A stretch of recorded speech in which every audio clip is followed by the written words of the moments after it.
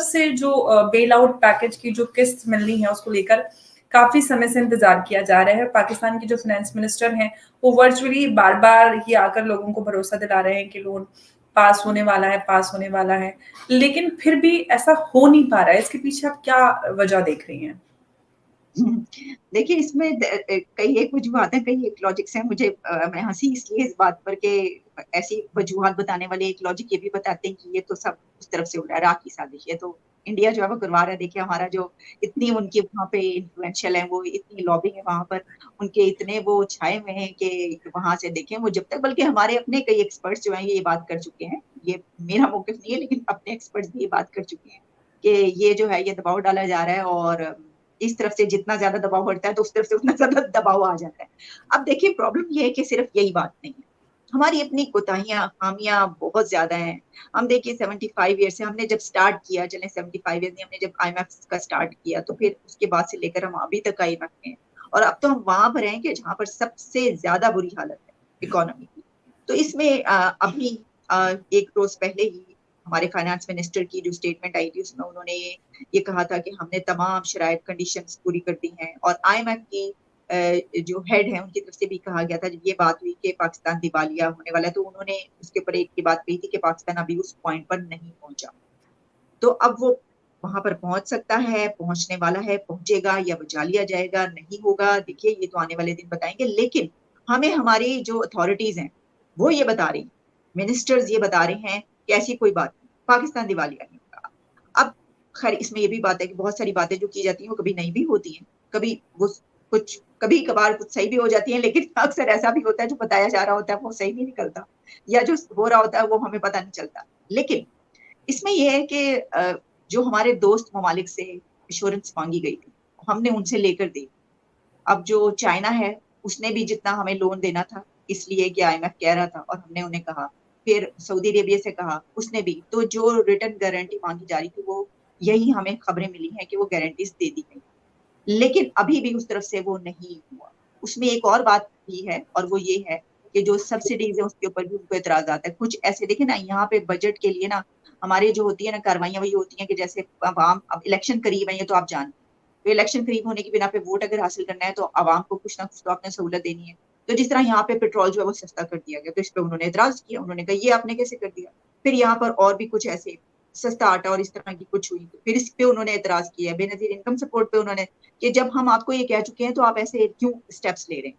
अब वो steps government की मजबूरी है, वो इसलिए ले रही है, उसको पता है कि आईएमएफ के कहने पर वो तमाम स्टेप्स वापस ले लेंगे, और ले लिए गए हैं उसमें से कई स्टेप्स जो लिए थे।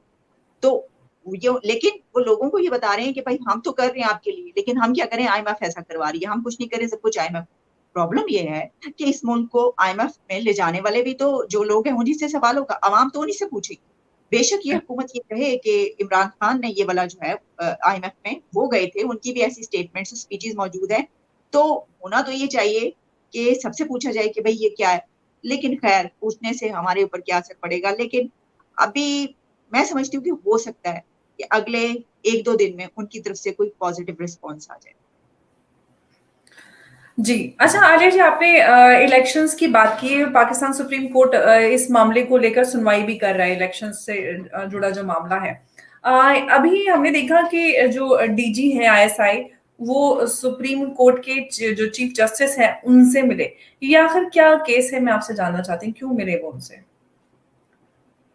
जी, वो दो तीन मिलिट्री ऑफिसर्स जो हैं वो उनसे मिले, जिसमें डीजीआईएसआई और भी शामिल हैं। उसकी वजह ये है कि जो डिफेंस मिनिस्ट्री है और जो सिक्योरिटी एजेंसीज हैं उनकी तरफ से ये कहा गया था कि इलेक्शन इन डेट्स को नहीं हो सकता, यानी 14 को, मई के मंथ में इलेक्शन नहीं हो सकते। और उसकी कुछ रीजंस बताई गई थी, और उसकी रीजन ये थी कि पाकिस्तान में इस वक्त दहशतगर्दी बहुत ज्यादा है, और वहां पर जो हमारी सिक्योरिटी फोर्सेज है, फौजी जवान है, वो तो दहशतगर्दी को से निपटने के लिए लगे हुए हैं। तो अब उन्होंने ये कहा, उनसे मिलने के लिए जो गए, क्योंकि आपको पता है कि यहाँ पे एक पॉलिटिकल टर्मोइल तो है ही है, लेकिन उसके साथ साथ जुडिशियल टर्मोइल भी है इस वक्त यहाँ पे। तो उसमें ये बात की गई कि जो हमारे चीफ जस्टिस साहब हैं उन्होंने कहा कि नहीं ये तो जो है वो होंगे, इसी डेट को होंगे, और ये डेट पीछे नहीं हो सकती, और फंड्स आप दें। तो जब फंड्स नहीं मिले तो तब भी उन्होंने कहा, तो वो जो है क्लैश पैदा हुआ। जो गवर्नमेंट है वो ये कह रही है कि ये इमरान खान का साथ दिया जाए, यानी जो ये पर्सनालिटीज हैं वो इमरान खान के हक में है वगैरह वगैरह इस तरह का। तो ये एक अब सियासी कॉन्फ्लिक्ट बन चुका है, पॉलिटिकल कॉन्फ्लिक्ट बन चुका है ये अब एक। वैसे तो इसको एडमिनिस्ट्रेटिव या जुडिशियल एक वो होना चाहिए था, लेकिन या आईनी, लेकिन अब ये एक पॉलिटिकल कॉन्फ्लिक्ट भी बन चुका है। तो फिर हमने ये देखा कि जब चीफ जस्टिस अपने फैसले से पीछे नहीं हटे और एक पार्टी के अलावा बाकी पॉलिटिकल पार्टीज उनके फैसले के खिलाफ थी और नहीं मान रही थी, तो फिर वहां पर ये पर्सनालिटीज पहुंची, डीजीआईएसआई और जो दीगर हैं, और उन्होंने चीफ जस्टिस से मुलाकात इसलिए की उनके चैम्बर में कि वो उनको ये बताया गया, ब्रीफ किया गया है कि दहशतगर्दी की बिना पर ये हालात हैं, और जो इलेक्शन है उसमें 3 लाख से ज्यादा, पंजाब के इलेक्शन में 3 लाख से ज्यादा फौजी जवान चाहिए और रेंजर्स। क्योंकि यहाँ पर अगर बाई इलेक्शन भी होता है तो जो जिस कदर यहाँ पे डिस्प्यूट्स हैं, यानी इस वक्त जो इस तरह तकसीम है, सियासी तकसीम, उसमें तो दंगे फसाद बहुत होते हैं ना, कत्ल भी होते हैं, बाई इलेक्शन हो तब भी हो जाता है। तो उन्होंने कहा कि 3 लाख से ज्यादा रेंजर्स और चाहिए होंगे जवान। तो हमें वहां से उठाकर भेजने होंगे केपीके और बलोचिस्तान से। तो फिर अगर यहाँ पे आएंगे तो फिर वहां पे दहशतगर्दी बढ़ेगी, और सिर्फ वहीं पे नहीं, उन्होंने उनको ये बताया चीफ जस्टिस साहब को कि वो दहशतगर्दी और वो टीटीपी के जो लोग हैं वो फिर पंजाब और वहां पे भी आ जाएंगे। तो इसलिए आप ये नहीं करवा सकते इस सिचुएशन में, ये वजह जी। थी कि वो। अच्छा, तो इलेक्शंस को लेकर जो अभी फिलहाल पाकिस्तान के सामने सिक्योरिटी क्राइसिस भी है कई सारे प्रोविंस में, उसको लेकर ये कंसर्न उन्होंने सुप्रीम कोर्ट के आगे रखा। अच्छा आलिया जी, मैं आपसे एक बात जानना चाहती हूँ कि पाकिस्तान में जब भी कुछ होता है सीधा इल्जाम भारत की तरफ आता है। अभी कुछ दिन पहले आपके जो डिफेंस मिनिस्टर हैं ख्वाजा आसिफ, उन्होंने टीटीपी को लेकर उन्होंने बयान दिया और अफगानिस्तान तालिबान को कहा कि वो जो दोहा समझौता था, पैक्ट हुआ था, उसका उल्लंघन कर रहे हैं, क्योंकि वो अपनी जमीन को टीटीपी को यानी कि आतंकवाद के लिए वो इस्तेमाल करने दे रहे हैं। और उन्होंने भारत की तरफ भी इशारा किया कि भारत एग्जैक्टली डायरेक्टली नाम नहीं लिया, बट उन्होंने कहा कि क्योंकि टीटीपी के पास एडवांस गैजेट्स हैं, नाइट विजन गॉगल्स हैं जो कि अमेरिका छोड़ के गया था, और भी उनके पास हथियार है जो कि एडवांस हैं, जो और कई देश उनको मुहैया करा रहे हैं। सवाल ये है कि मैंने जो आपके एक अभी अब्दुल बासित साहब है जो आपके एक्स एम्बेसडर हैं, उनसे भी बातचीत की थी और उनका मैंने एक वीडियो भी देखा था। उन्होंने पाकिस्तान के कुछ व्लॉगर्स को लेकर एक बात कही कि पाकिस्तान के कुछ व्लॉगर्स को भारतीय सरकार ने कुछ स्क्रिप्ट्स दी हुई है, उनको पैसे देकर उनको खरीदा हुआ है कि वो भारत का नैरेटिव चलाए। सवाल ये है कि आखिर कुछ भी होता है पाकिस्तान में, आईएमएफ का लोन नहीं मिल रहा तो भारत ने करवा दिया, दहशतगर्दी भारत ने करवा दी, टीटीपी भारत ने करवा दिया, अगर ब्लॉगर्स या जर्नलिस्ट अपनी बात कह रहे हैं वो भी भारत ने करवा दिया। आखिर ये कब तक चलने वाला है? ये हर चीज का ठीकरा भारत पे क्यों फोड़ा जाता है? अच्छा देखिए, जहां तक ये बात है, ये तो बहुत मतलब ये जो सिचुएशन है ना दोनों मुल्कों के बीच इल्जाम लगाने की, ये देखिए ये तो बहुत ही यानी पुरानी है, आप समझ लें हमेशा ही जो है, हमेशा से ही चल रहा, लग रहा है कि हमेशा ही चलता रहेगा, ताल्लुकात अगर बेहतर नहीं होते और ऐसे ही चलता रहा तो फिर यही कुछ होता रहेगा।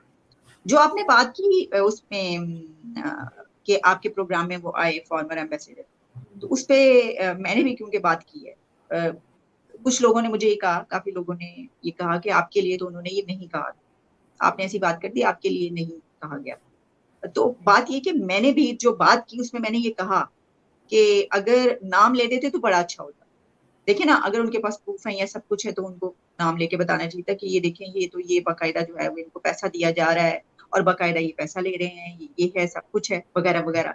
और उसके बाद वो कहते कि उनके पास प्रूफ है और वो दे देते प्रूफ भी, ठीक है, फिर वो जिनका नाम लेते वो फिर पूछ लेते उनसे प्रूफ कहाँ है।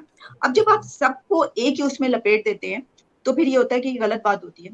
तो मैंने तो सिर्फ एक, आप समझ लें, उनको नहीं पर्सनल मैंने उनको नहीं कहा, क्योंकि वो प्रॉब्लम पता क्या है, वैसे तो मुंह उठा के देखिए तो यहाँ पे तो हर कोई ही इंडियन एजेंट बना देता है, किसी को टीएलपी तक को जो है फवाद चौधरी साहब ने कहा था ये तो इंडियन एजेंट है, याद है?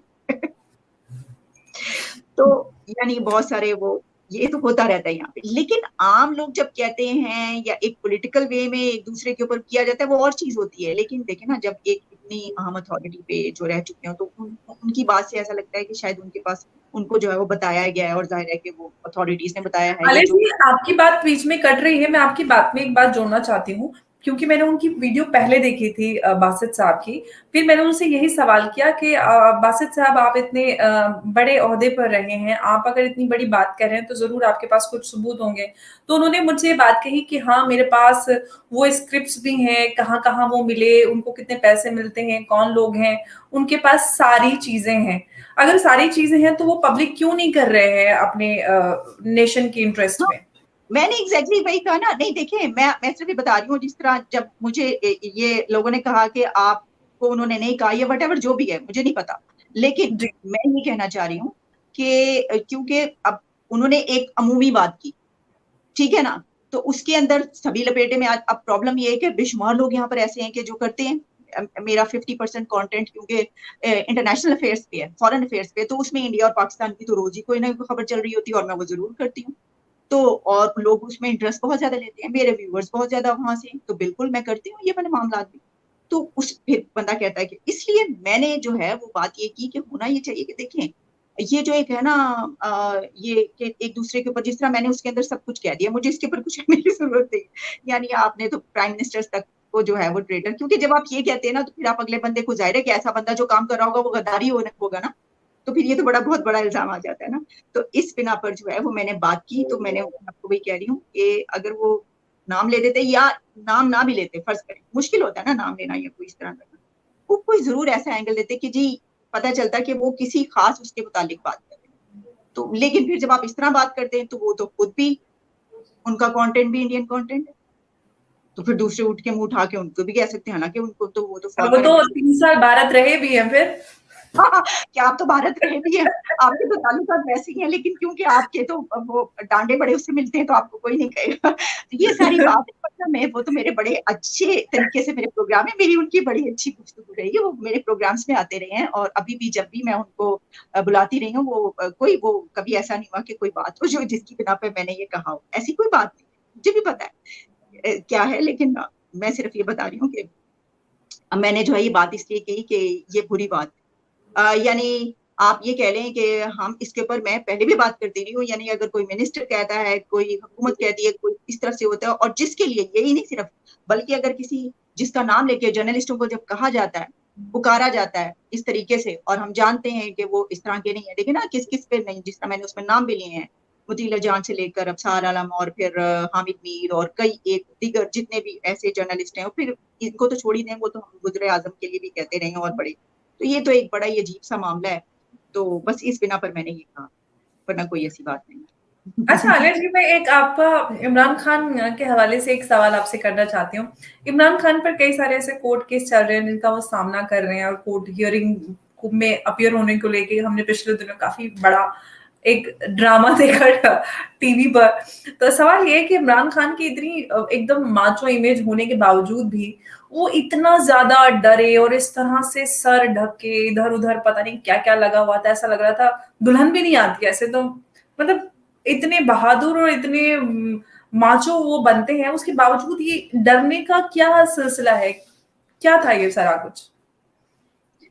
देखिए, उसमें ये है कि अब यही तो बात है, मजाक उड़ाया जा रहा है ना उनका, कि अगर आपको डर है, एक तरफ आप ये कहते हैं कि आपसे ज्यादा बहादुर कोई बड़ा नहीं है, और दूसरी तरफ जो है वो आप बाल्टी कहते हैं, मतलब जिस तरह वीडियोस चलती रही हैं आपकी तरफ भी हमारी तरफ भी, बाल्टी सर पर लेकर जो है वो जा रहे हैं, यानी उसको कहा गया है, वैसे तो वो जाहिर है कि वो अपनी, अब बात पता क्या है, इस पे ना जरा बड़ा सेंसिटिव ये है मामला, हालांकि बड़ा मजाक उनका उड़ाया गया, और जाहिर मजाक तो उड़ेगा जब आप आज तक किसी प्राइम मिनिस्टर ने इस तरह नहीं किया।